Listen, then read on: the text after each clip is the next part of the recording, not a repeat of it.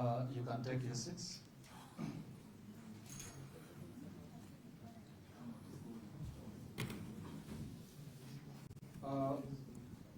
Members of the press, with us this evening is His Excellency Dennis Francis, the President of the 78th session of the United Nations General Assembly. Your Excellency, Mr. President, you're most welcome. Thank you. Before you are members of the international press and local press. I would like to take this opportunity to request you to address the press. Thereafter, we shall have a Q&A session. You'll mention your name and the media house you come from, and then you ask your question. You'll come in front to ask your question. At this juncture, I would like to invite His Excellency the President to address you. Thank you, Your Excellency.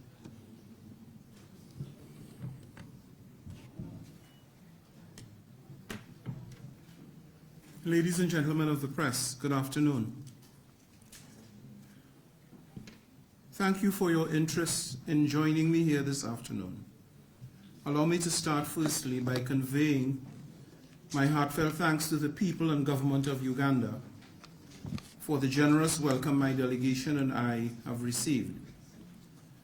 And allow me to also extend my sincere congratulations to the government of Uganda for successfully hosting the 19th Non-Aligned Movement Summit, as well as the 3rd South Summit, which of course will open tomorrow.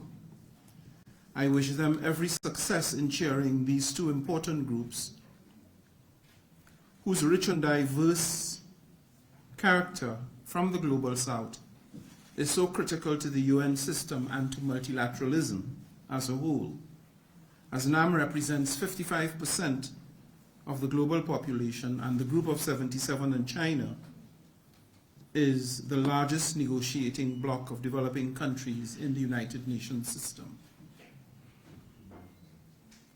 And I must say that I'm very proud that it was on these two occasions that I'm undertaking my very first official visit to Africa as President of the United Nations General Assembly for its 78th session. Yesterday morning, we opened the 19th Summit of the Non-Aligned Movement, held under the theme Deepening Cooperation for Shared Global Affluence, which concluded this afternoon. And tomorrow morning, we will attend the 3rd South Summit organized by the Group of 77 in China under the banner Leaving No One Behind. In my address to the openings of both forums, I used the occasion to reiterate my appreciation for both organizations, whose support to my presidency has proven immensely useful during very challenging times. The current climate, and I mean this politically and literally, the current global climate is marked by profound instability, and our multilateral system is on trial. High-level gatherings like these are an occasion for leaders of the Global South to demonstrate that cooperation and collaboration are not only still possible, but are in fact indispensable. They constitute the sole credible course of action to authentically and meaningfully address the depth and breadth of the challenges we face. Indeed, it is only a cohesive international community that we stand a chance through a cohesive international community that we stand a chance of succeeding. In a time of unprecedented crisis, far too often the voices of the Global South and of developing countries are relegated to the margins and peripheries. This is not acceptable, either politically or morally.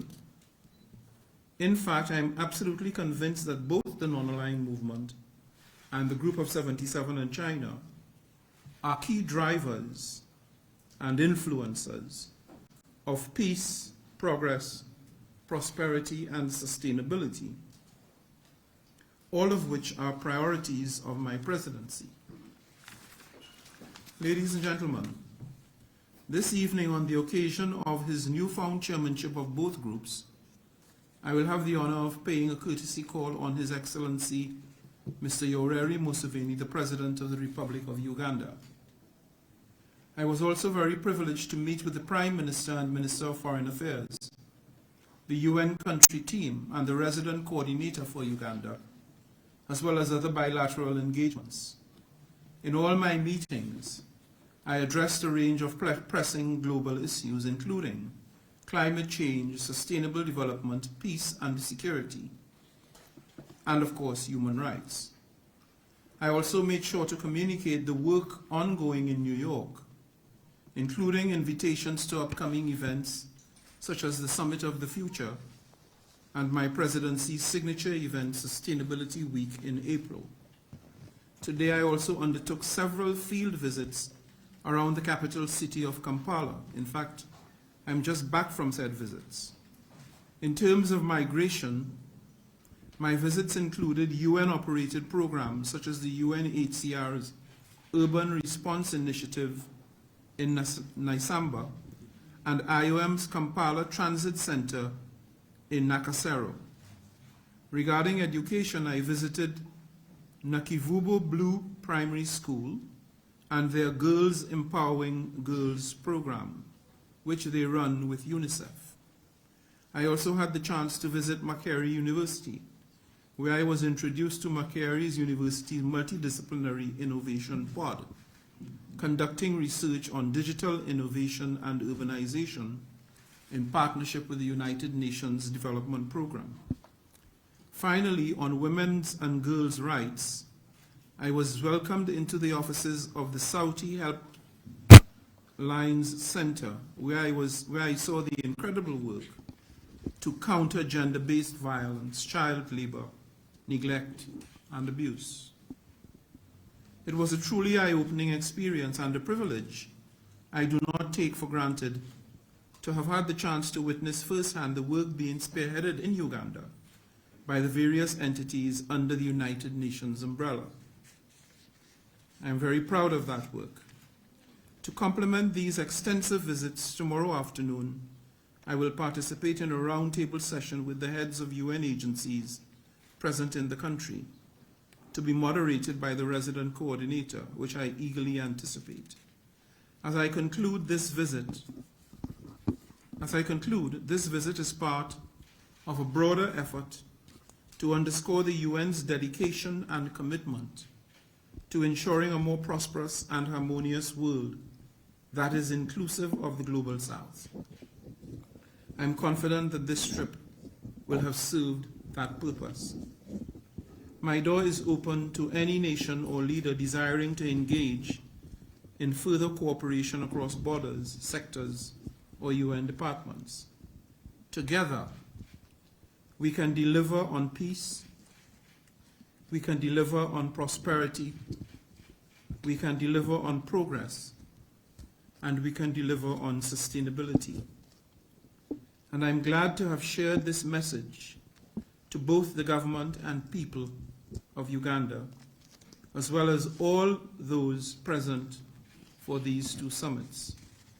Thank you for your kind attention, and I now open the floor for your questions and/or observations. Thank you, Your Excellency. Can we have questions? Let's start with Narati, please.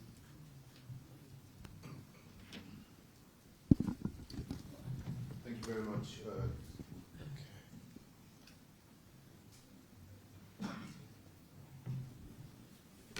Thank you very much, Your Excellency. My name is Binga Aborowa from RT, Russia Today.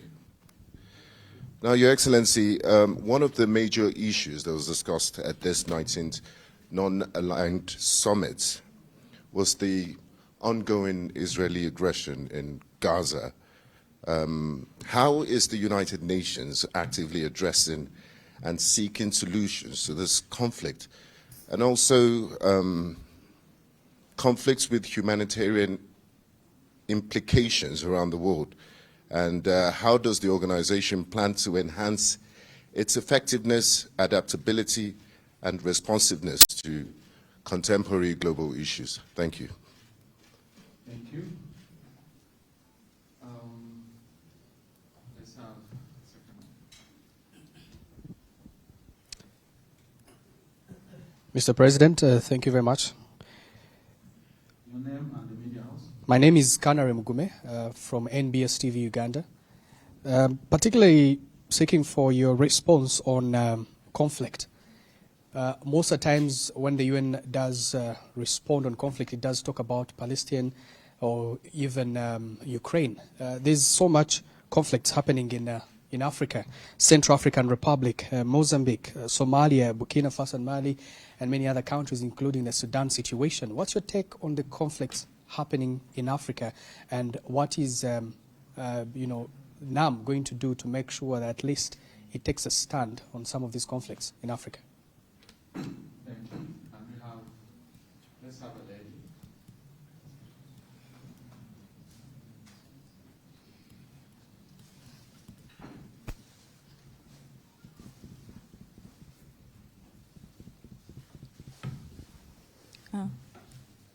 Thank you so much, Mr. President. My name is Rita Caroline Amanyire from Nexus Media. African countries have been pushing for permanent seats on the UN Security Council. However, updated efforts have not been successful. So I'm inquiring how far with granting this, or should we be hopeful that this will be granted? Thank you. Your Excellency, possibly you can answer those three, then we can take three more. Okay, thank you very much for your questions. I think the first question related to specifically to the situation in Gaza and about what the UN, how does the UN plan to adapt itself to be more impactful in resolving complex global issues. The first thing I want to say is that the UN is not the problem. The UN is not the problem. The UN seeks to be, sometimes to lead,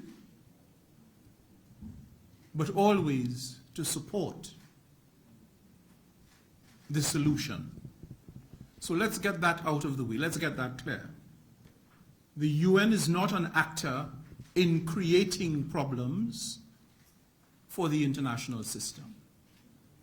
The UN was set up as a problem solver to facilitate dialogue, discussion, compromise, agreement, understanding that leads to resolutions of conflicts.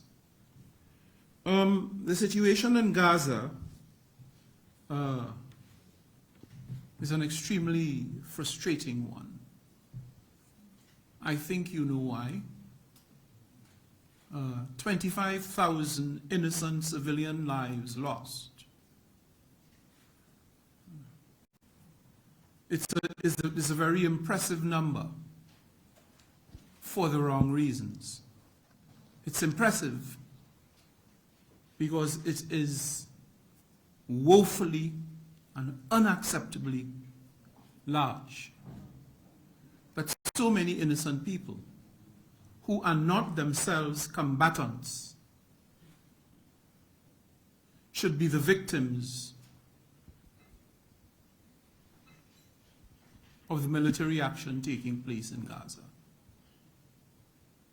And that is why the General Assembly, which I have the honor to lead, and I am here, I'm sitting here, but I'm the voice and the face of the General Assembly. And that General Assembly was swift swift in agreeing a resolution that called for, number one, the immediate return of all hostages as a consequence of the unacceptable action that was taken by Hamas on October 7th, the cessation of the violence in Gaza in order to save lives. At the time we had made that call, I think the death toll was less than, it was about 7,000 people, the majority of whom were in fact women and children, young children, innocent children. And the third thing was to insist that the authorities, the Israeli authorities, permit and facilitate access of humanitarian aid to those in Gaza who needed it. So that was maybe, if one could use the descriptor, 6,000 or 7,000 lives ago. Today, it's in excess of 25,000 lives. That number has more than multiplied itself 4 times. And that's precisely the reason why the General Assembly delivered this very strong message that the violence must come to an end, because we saw the danger and the risk that many more innocent lives would be lost in a situation that threatened to become a spiral of death and destruction, which is precisely what has happened.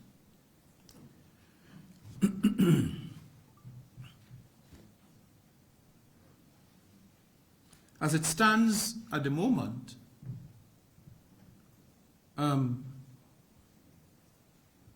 with no immediate end in sight to the hostilities in Gaza,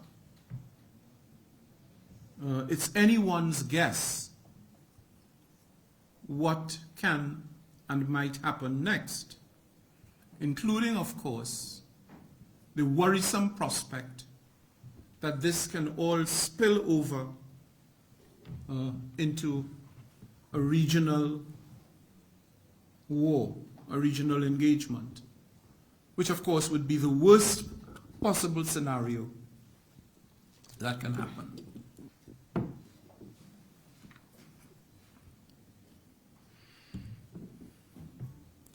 The other part of the question that was asked was how the UN plans to adapt itself in order to address more effectively global issues. But I think we need first, there's an answer to that question. But there is also, I think, the necessity of dissecting the origins of some of these conflicts and disputes.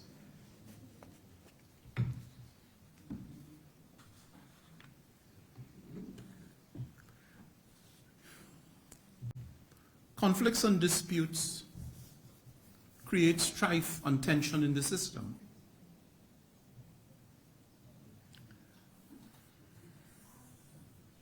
The parties to those conflicts make a choice. They make a decision. There was a decision made to invade Ukraine. There was a decision made by Hamas, albeit not without provocation, of domination of Gaza for an extraordinary long period of time, but there was a decision made by Hamas on October 7th, and a consequential decision made by the State of Israel in response. Conflict and crisis and war are decisions. They're not necessarily inescapable decisions. There could have been other decisions. There could have been decisions for dialogue, for negotiation, in several rounds. That did not happen. The point I'm making is war and peace are decisions that countries make for reasons best known to themselves. It is not the decision that the UN expounds and promotes for the very reasons we're seeing in Gaza. Because it's painful, it's dastardly, it's dehumanizing, it's destructive. Think for 1 minute of what it would cost. Let's for a moment, if we could, and in a sense we shouldn't, but if you for 1 minute just set aside the human cost of the war in terms of the lives, the 25,000 people, think for 1 minute what it would cost to rebuild Ukraine and what it might mean for the entire global economy and for global development in having to rebuild Ukraine and having to rebuild Gaza. Think for a moment.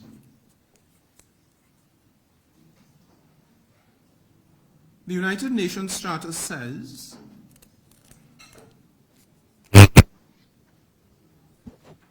we the people, in order to save future generations from the scourge of war.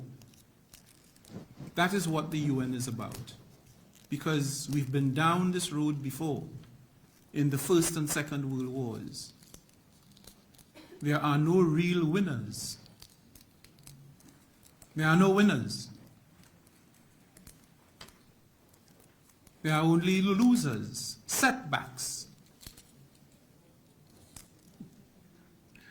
Setbacks that undermine development, derail people's lives, impose costs and suffering on human beings.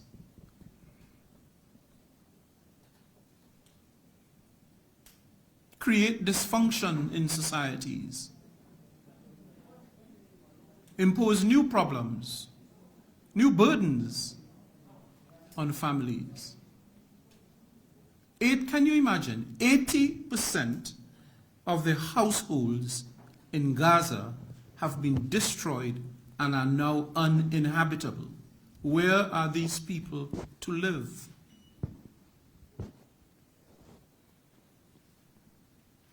And under what protection from the environment, from the elements?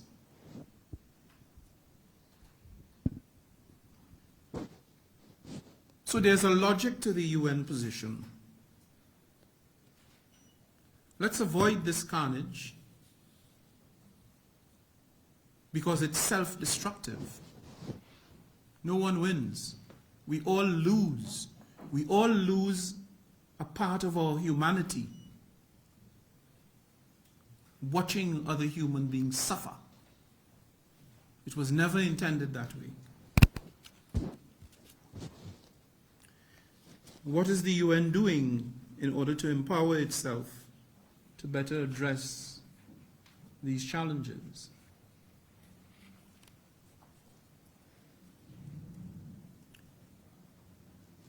The UN is not complacent or arrogant about its role and function and its capacity to meet the demands of the challenges that exist. In fact, the UN is very much a reformist organization. One of the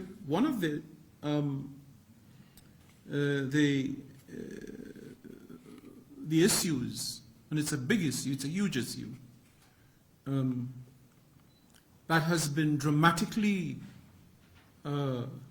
demonstrated, particularly in relation to the war in Ukraine and to the war in Gaza, is the apparent incapacity of the United Nations Security Council, which has, under the Charter, primary responsibility for international peace and security. The incapacity of the Charter to act, to take the decisions that are necessary to be taken, that could politically alter the course of events. And the Security Council, because of deep divisions globally, geopolitical divisions, had not for a very long time been able to reach a decision, a consensus on Gaza. In the meantime, the death toll had been climbing. The UN itself, let us not forget that UN personnel amounting to, I think, 155 souls have been lost in Gaza. And UN workers assigned to Gaza to provide humanitarian aid and support, many of them were taking their children to work, their young children to work with them out of fear that if they should die, their families would die with them. They did not want to be separated from their children because bombs were being dropped on UN facilities, contrary to the provisions and dictates of international law, contrary to the principles of international humanitarian law. Those are supposed to be safe spaces, as indeed are places like hospitals, health centers, schools. But the evidence seems to suggest that the nature of these facilities did not form part of the calculus in the bombing campaign that has taken place in Gaza. So you have the largest number of UN personnel killed in any military action anywhere in the world in the history of the UN.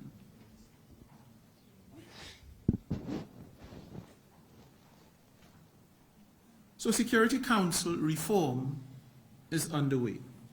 I want to say to you, though, that Security Council reform is a process. It's not an event. I'm a very practical guy.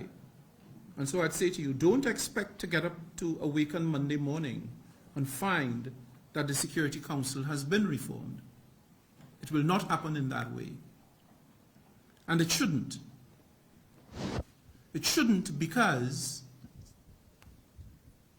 you have now a system that was invented in the post-1945 period when the world was a very different place. It needs to be updated, it needs to be refined, it needs to take into account the current geopolitical realities that exist. Power has shifted from where it was in the 1940s to what exists now. New countries have become influential players in the international system. And I will address the question of Africa later. So we need a Security Council that is reformed, that is up to the task, that is agile, and that is not paralyzed to take the decisions that need to be taken in the interest of securing international peace and security. That is an ongoing process. We have a process called the intergovernmental process with two facilitators, one from a developed country, one from a developing country.